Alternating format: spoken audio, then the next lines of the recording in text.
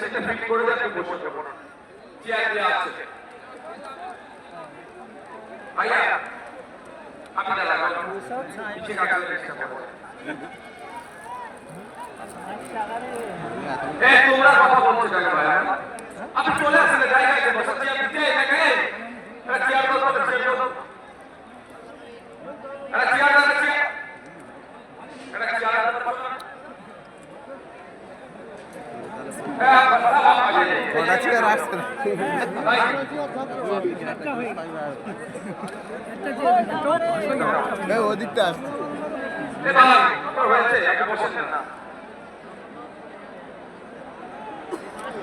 আমি 10 minute time দেব আপনাদের কাছে কারো অসুবিধা আছে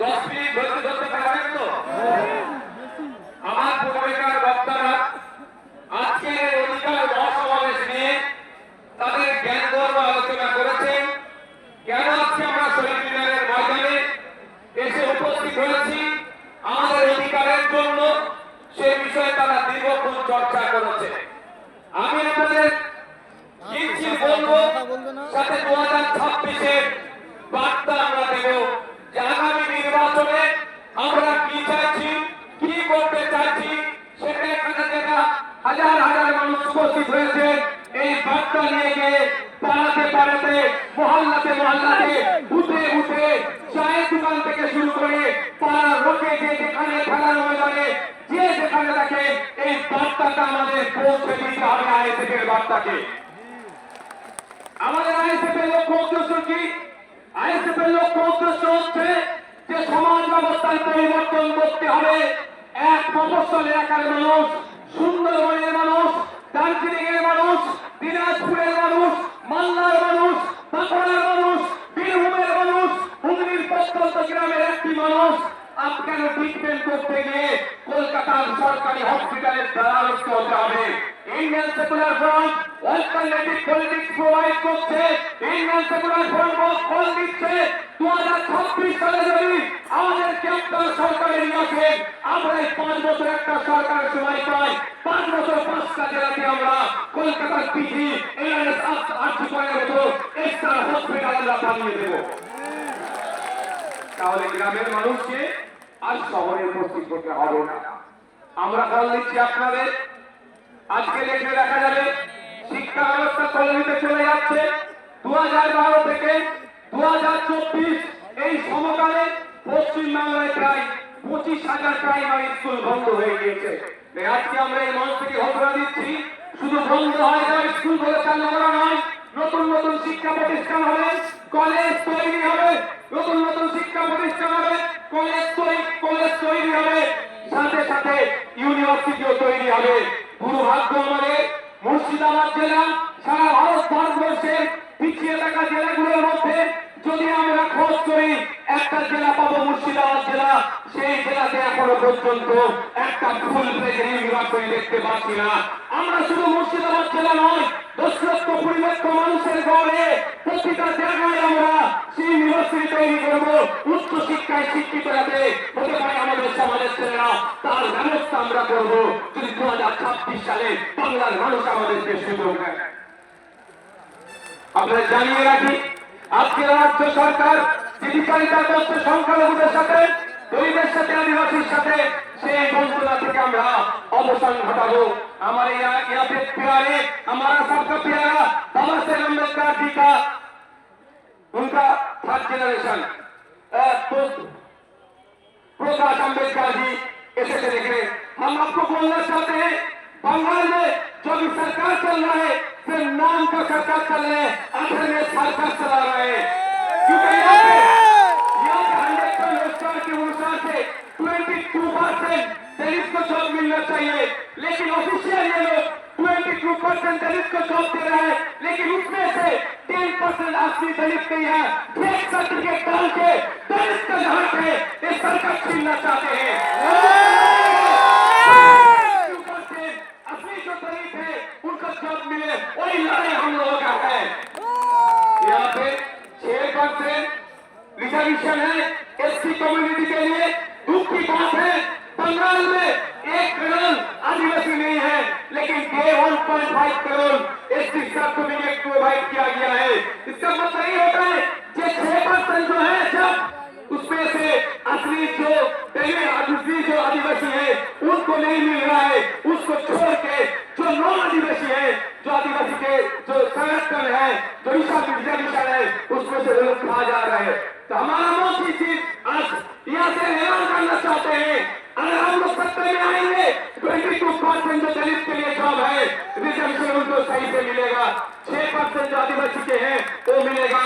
साथ में रंगनाथ मिश्रा जी का जो कमीशन है बैकवर्ड क्लास का जो माइनॉरिटी मुस्लिम है उनका जो 10% देने के लिए बोला है, हम लोग देंगे। 100টা চাকরি হলে 10টা অনগ্রসর মুসলমান চাকরি পাবে, 22টা দলিত চাকরি পাবে, 6 জন আদিবাসী পাবে প্রকৃত। এই ব্যবস্থা আমরা করবো যদি 2026 সালে আমাদেরকে নিয়ে আসা হয়, আমরা করবো। আমরা এই ওয়ার্ড থেকে কি বলছি, আমাদের অধিকার পরিযায়ী শ্রমিকের অধিকার। ইন্টারন্যাশনাল মাইগ্রেন্ট লেবার অ্যাক্ট 1979 কেন্দ্র সরকারের আইন, এই মাইগ্রেন্ট লেবারদের এই যারা নানান রকম অত্যাচার অনাচার হচ্ছে এইগুলো বন্ধের জন্য।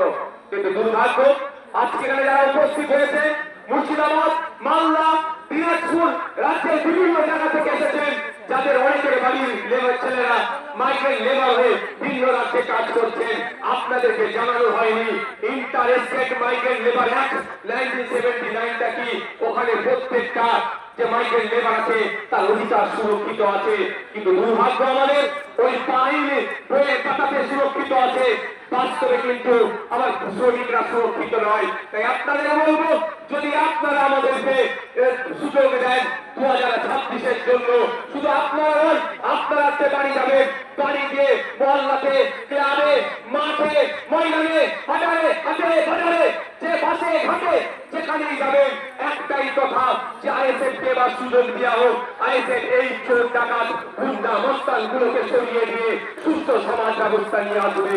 এই সমাজ ব্যবস্থায় সরকারি কর্মচারীরা তার হকের দিয়ে পাবে কেন্দ্রীয় সমাহারে, যে সমাজ ব্যবস্থায় শূন্য পদগুলো পূরণ হবে, বেকারত্ব দূরে সরানো হবে, যেই সমাজ ব্যবস্থায় আনিসের বিচার হবে, তামান্নার বিচার হবে, বৃহত্তমার বিচার হবে, যে সমাজ ব্যবস্থায় নারীরা তার অধিকার পাবে, যে সমাজ ব্যবস্থায় মজুর কৃষক তার উৎপাদিত ফসলের দাম পাবে, যে সমাজ ব্যবস্থায় আমি আপনি মেহনত করছি, আমার আপনার শ্রমের মূল্যায়ন হচ্ছে না, এই শ্রমের মূল্যায়ন হবে মিনিমাম ওয়েজেসটা আমরা বাড়াবার ব্যবস্থা করব। যে সমাজ ব্যবস্থায় নারীদের হাতে শুধু 1012 টাকা তুলে দেওয়া নয়, নারীদেরকে ক্ষমতায়ন করতে গেলে আমরা মনে করি কম করে 5000 টাকার ব্যবস্থা করতে হবে, সেই সমাজ ব্যবস্থা আমরা নিয়ে আসবো। তবে 5000 টাকা দেওয়ার সাথে সাথে রাজ্য কিছু কাজ বুঝে নেবে, এই সুস্থ সমাজ ব্যবস্থা আনবো যেখানে বর্ণগত, জাতিগত, ধর্মগত, নারী পুরুষের কোনো ভেদাভেদ থাকবে না, যেখানে সবাই আমরা মানুষ, আমাদের সামাজিক পরিচয় আমরা যেটা সেটা নিয়ে মাথা তুলে রেখে থাকবো, সেই সমাজ ব্যবস্থা নিয়ে আসবো। বাংলার মানুষ যদি 2026 বিধানসভা নির্বাচনে আমাদেরকে সুযোগ দেয়, তবে আপনাদের উপস্থিতি প্রমাণ করে দিচ্ছে যে বাংলার অলিতে গলিতে ইন্ডিয়ান সেকুলার ফ্রন্টের যে জয় জয়কার হবে সেটা আপনাদের উপস্থিতি আছে কিন্তু প্রমাণ করে দিচ্ছে। আপনারা মাঠে যারা আছেন, আপনারা হয়তো বাইরে যেতে পারছেন না, আমি তো একটার পরে এখানে এসেছি, আমি বাইরের অবস্থা একটু ঘুরে ঘুরে দেখছিলাম, আপনারা এখানে যেরকম মানুষ আছে এর কয়েক গুণ বেশি মানুষ বাইরে শুধু ঘুরতে জায়গা পাচ্ছে না বলে। আপনাদের ঘোষণা অনুযায়ী আমি গত বছর ঘোষণা দিয়েছিলাম, আমরা বলেছিলাম আমরা চেষ্টা করব কলকাতায় ব্রিগেডে করার, কিন্তু আমরা যখন অ্যাপ্লিকেশন করেছি আমাদেরকে জানানো হয়েছে এই সময় এই আর্মিদের কোন একটা ট্রেনিং চলছে, সেই মার্চ মাস পর্যন্ত ব্রিগেড ময়দান দেওয়া যাবে না, সুতরাং আমরা সেখানে বুক করতে পারিনি, ফলে আমরা এখানে বুক করেছি। তবে আপনারা সাথ দিলে শুধু ভাঙড় থেকে নয়, রাজ্যের বিভিন্ন প্রান্ত থেকে 2026 বিধানসভায় ডবল ডিজিটের বিধায়ক ইন্ডিয়ান সেকুলার ফ্রন্ট পাচ্ছে। তারপরে আমরা আশা করবো এই আর্মিদের ট্রেনিং কখন আছে সেটাও প্রয়োজনে দেখে নেব, তার ট্রেনিং এর ফাঁকে বা ট্রেনিং এর পরে আপনাদের সাথ নিয়ে আবার আপনাদেরকে নিয়ে কলকাতায় আমরা ব্রিগেড ময়দান ভরাবো অধিকারের জন্য। বন্ধুগণ, আজকের এই অধিকার সবাই বিভিন্ন বিষয় ছিল, অনেকে চর্চা করেছে, আমি টু দা পয়েন্ট এসআইআর নিয়ে একটু বলতে চাই। আপনারা কারা শুনতে চান একটু হাত তুলে রাখেন তো, এটা হাতটা তুলে রাখুন, হাতটা তুলে রাখবেন, অসুবিধা হচ্ছে না তো, অসুবিধা হচ্ছে না তো। ইভিএম মেশিনের সামনে গিয়ে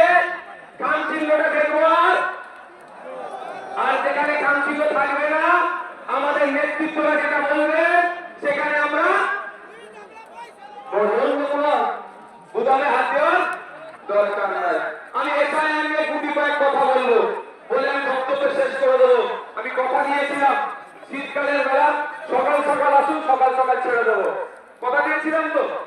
আমি আপনাদের এসআইআর নিয়ে বলছি, একটা মাথায় ঢুকিয়ে নিই, এই এসআইআর যে সমস্যা তৈরি হয়েছে, এই সমস্যা তৈরির পেছনে প্রমাণ ছাড়া আমি কথা বলি না। আমি প্রমাণ দিয়ে দেবো একটা একটা করে, যদি আপনাদের শোনার এনার্জি থাকে আমি তাহলে শোনাবো। এনার্জি আছে তো ভাই? একটু শরীরটা খোলা দরকার। সাপ হয়ে কামড়াচ্ছে আর ওঝা হয়ে ধরার চেষ্টা করছে। সাপকেও ধরতে হবে আর কামড়ানোতে আসার আগে তাকে ধরে নিতে হবে। আপনাদের মাটিতে বলে রাখি, 2021-এ নির্বাচন পার হয়েছিল সিএ এনআরসির ভয় দেখিয়ে, সিএ এনআরসি করে দেশ থেকে তাড়িয়ে দেবে।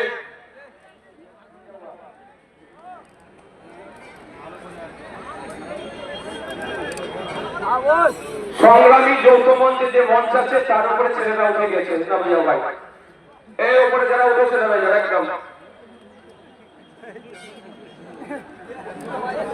একদম নেমে যাও, এটা অনৈতিক কাজ, নেমে বড় চাল থেকে। শোনেন ভাই, এদিকে রাখান, 2021 সালে নির্বাচন কি দেখিয়ে পার হয়েছিল? বিজেপি বলেছিল এসআইআর করে তাড়িয়ে দেবো, এই বিজেপি বলেছে এনআরসি সিএ করে তাড়িয়ে দেবো। আর মমতা ব্যানার্জি দলেরা কি বলেছিল? যে তাড়াতে পারে না আমরা আছি। এখন বলুন, এই 2026-এ নির্বাচন আসছে, এসআইআর করে ভোটাধিকার কেড়ে নেবো গল্প শোনাচ্ছে শুভেন্দু অধিকারী, আর মমতা ব্যানার্জি ঠিক করে এসে বলছে আমি থাকতে এসআইআর হতে দেবো না। অলরেডি কাগজ নিয়ে আপনাকে আমাকে ছুটাছুটি করতে হচ্ছে। আমার নামও নোটিশ এসে গিয়েছে। নোবেল জয়ী বিখ্যাত মানুষ অবশ্য সেন্টারের নামে অপদস্থ কমিশন নোটিশ পাঠিয়েছে এই বিজেপি তৃণমূলের পাল্লাই করে। শুধু তাই নয়, স্বাধীনতা সংগ্রামী, মুক্তিযোদ্ধা, বীর, ভারতবর্ষের অন্যতম শ্রেষ্ঠ আইকনিক ব্যক্তি, তার নাম নেতাজি সুভাষচন্দ্র বোস, নেতাজি সুভাষচন্দ্র সাহেবের পরিবারকেও এই নোটিশ পাঠিয়েছে। আপনাদের বলবো, 2026-এর বৈতরণী পার করার জন্য তৃণমূল আর বিজেপি এসআইআর নামক এই সমস্যাটার অবতরণ করেছে। তাই আপনাদের বলবো, এই সমস্যাতে হয়তো হয়রানি করার চেষ্টা হচ্ছে, তবে আপনি আতঙ্কিত হবেন না। দেওয়ানে বলেছিলাম স্বচ্ছ এসআইআর করলে সহযোগিতা করবো, আজকেও বলছি স্বচ্ছ এসআইআর মিস, ভোটার লিস্ট স্বচ্ছ হোক, মৃত ভোটারের নাম বাদ যাবে। একাধিক জায়গায় ভোটার লিস্টে নাম উঠেছে, বাদ যাবে, যার অস্তিত্ব নেই সেই ভোটারের নাম বাদ যাবে। প্রয়োজন আমরা সহযোগিতা করবো, কিন্তু স্বচ্ছতার নামে নির্বাচন কমিশন যে অনেক হয়রানি করছে, এর জবাব দেওয়ার জন্য প্রশ্ন করেছিলাম আমরা নির্বাচন কমিশনে। শুধু তাই নয়, আপনাদের নওশাদ সিদ্দিকীর কানচিহ্ন নেতা সুপ্রিম কোর্টে গিয়ে আপনাদের জন্য মামলা করেছে। আপনাদের বলে রাখি, দুটো কাজ এই মুহূর্তে মমতা ব্যানার্জি যদি করে, দুটো কাজ যদি এই মুহূর্তে মমতা ব্যানার্জি করে, হয়রানিও বন্ধ হবে, আতঙ্কিত বন্ধ হবে। আতঙ্কিত হবেন না, দুটো কাজ কি বলে দিচ্ছি শর্ট টাইম, আমি বেশি কিছু বলবো না, বলেছি আপনাদের। প্রথম কাজ হচ্ছে ওয়ান পার্টি মিটিং ডাকা। Mamata Banerjee one party meeting ডাকুক, সমস্ত রাজনৈতিক দলের নেতাদেরকে ডাকুক। এই পরিস্থিতি বাংলার স্বাধীনতা সংগ্রামী পরিবার থেকে শুরু করে, বীর পরিবার থেকে শুরু করে, বিভিন্ন ধর্মীয় পরিবার থেকে শুরু করে, বিভিন্ন ধরনের সামাজিক প্রভাব প্রতিপত্তি আছে, সব সমেত সাধারণ মানুষদেরকে অনেক হয়রানি হচ্ছে। এই হয়রানি বন্ধ আমাদের করতে হবে। অল পার্টি মিটিং ডাকা দরকার। কেমন অল পার্টি মিটিং? আপনাদের জানিয়ে রাখি, বড় বড় পাকিস্তানিরা যখন এসে পেহেলগাঁওতে আমাদের দেশের নাগরিককে খুন করলো, সেই সময় অল পার্টি মিটিং ভারত সরকার ডেকেছিল। সেই সময় কংগ্রেসের পক্ষ থেকে বলেছিল পাকিস্তানের বিরুদ্ধে অল আউট যাও, আমাদের কোনো অবজেকশন নাই। আজকে মমতা ব্যানার্জি যদি অল পার্টি মিটিং ডাকে, মমতা ব্যানার্জি তাকে কেউ আসুক আর নাই আসুক, ইন্ডিয়ান সেকুলার ফ্রন্ট যাবে বাংলার নাগরিকদের সাথে, সেখানে গিয়ে বলবে স্বচ্ছতার সাথে যেটা পশ্চিমবঙ্গ সরকার করতে চাই আমরা প্রস্তুত আছি বাংলার মানুষের জন্য। তাই আপনি আতঙ্কিত মুক্ত হবেন তো ভাই, কিন্তু চাই না আপনি আতঙ্কিত মুক্ত হন মমতা ব্যানার্জি চলে না। এরা চাই আপনি পেরেশানে থাকুন।